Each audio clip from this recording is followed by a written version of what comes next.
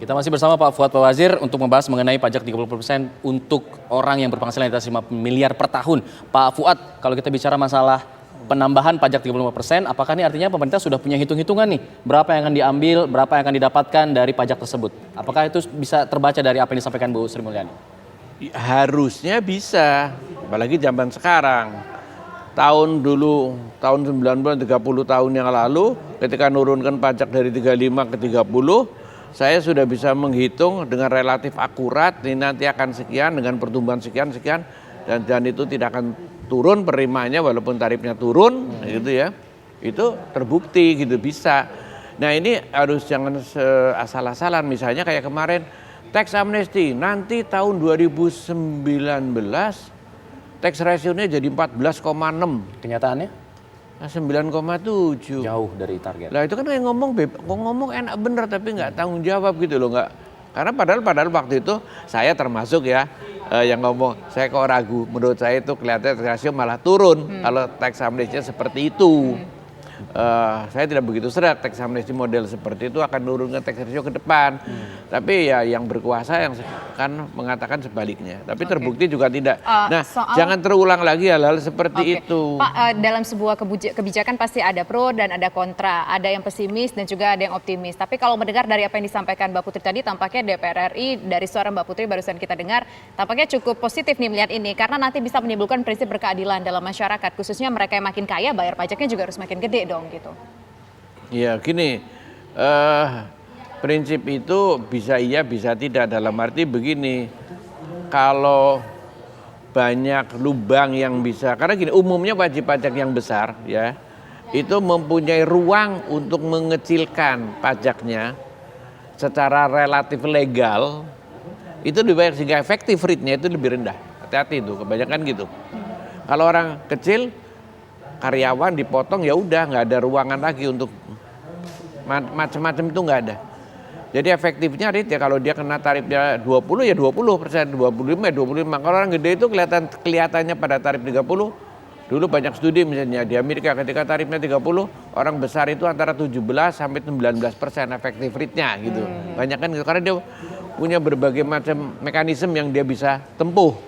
Nah, lebih bagus kalau mekanisme yang ada sekarang ini tidak usah, misalnya tidak usah membuat hiruk pikuk. Kalau yang 30 ya benar-benar bisa kena 30, dalam arti efektif 30, penghasilannya semuanya bisa terjaring semuanya. Nanti kalau 35% terus dia lebih banyak meloloskannya lebih banyak lagi ya 35, tapi dari tax base yang kecil ya efektifnya kecil juga nanti kan. Itu juga hati-hati. Makanya saya inginkan, sarankan maksudnya dihitung dulu dengan akurat persisnya itu kira-kira berapa penambahannya, itu kira-kira berapa. Alternatif lain yang bisa ditempuh itu misalnya apa? Ya, beda dengan kalau PPN. PPN kalau naik 15%, kalau benar menurut saya sih nggak yakin itu bisa menimbulkan tambahan orang miskin.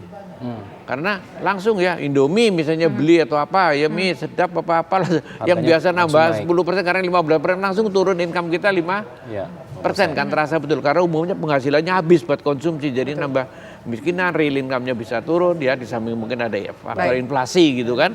Itu agak mudah, tapi kalau yang ini tadi pertanyaannya apakah lebih rendah belum tentu. Hitungnya lebih complicated. Oke, Mbak Putri mungkin terakhir untuk memberikan closing statement mengenai hal ini, apa yang kemudian akan dilakukan oleh DPR dalam waktu dekat. Iya, nanti pada saat rapat dengan Kementerian Keuangan sendiri, saya sangat setuju tadi dengan statementnya Pak Fuad bahwa memang memajaki kelompok high wealth individual ini bukanlah persoalan yang mudah karena mengingat mereka memiliki akses yang lebih baik kepada konsultan pajak sehingga tentu akan sangat mudah untuk menyiasati ketentuan tersebut. Dan terlebih penyesuaian tarif PPHOP tertinggi menjadi 35% ini akan membuat selisih yang cukup lebar dengan tarif PPh badan yang sekarang di level 22%. Dan hal ini berpotensi untuk mendorong pemupukan penghasilan di tingkat perusahaan seperti pada dividen misalnya. Makanya pemerintah sendiri perlu memastikan kesiapan sistem administrasi pajak terhadap perubahan ini untuk meminimalisir celah bagi mereka yang berniat untuk menyiasati ketentuan tersebut sehingga tujuan untuk redistribusi wealth itu akan bisa tercapai. Dan selain itu kami juga nantinya akan mendorong pemerintah untuk menjamin ketersediaan data dan informasi yang memadai terkait kalangan tersebut untuk mengidentifikasi wajib pajak dan juga menjamin kepatuhannya. Tentu salah satunya dapat diwujudkan dengan memanfaatkan Automatic Exchange of Information atau AEO Baik. untuk memperoleh informasi yang akurat, komprehensif, dan valid terkait data keuangan dari high wealth individual atau HWI. Dan pemerintah tentu dapat memanfaatkan data yang diperoleh dari adanya program tax amnesty yang diadakan pada tahun 2016 dan melalui basis data tersebut, tentu wajib pajak yang masuk kategori high wealth individual dapat dikelompokkan ke dalam pengawasan utama dan dapat diberikan secara optimal sehingga menjadi WP yang patuh. Baik, terima kasih Mbak Putri. Terakhir mungkin Pak Fuad ada yang mau disampaikan ya? Ini yang paling penting diingat oleh pemerintah nih.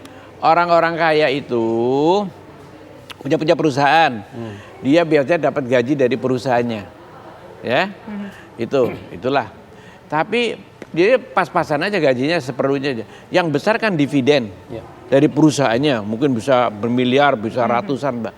Sedangkan dividennya sendiri itu dengan peraturan kemarin Omnibus Law sekarang itu praktis sudah dibebaskan. Gitu loh. Dengan sumber penghasilan yang penting itu, bukan dari gajinya bulanannya. Jadi apalagi nanti mau diambil dari 35% itu. Oke, Ya jadi kan? Pak Fuad mencium masih ada celah begitu ya? Iya, dari dividen. Orang kecil kan nggak punya dividennya dia bilang saya investasikan 3 tahun. Dividen pribadi saya investasikan 3 tahun, saya tidak kena pajak.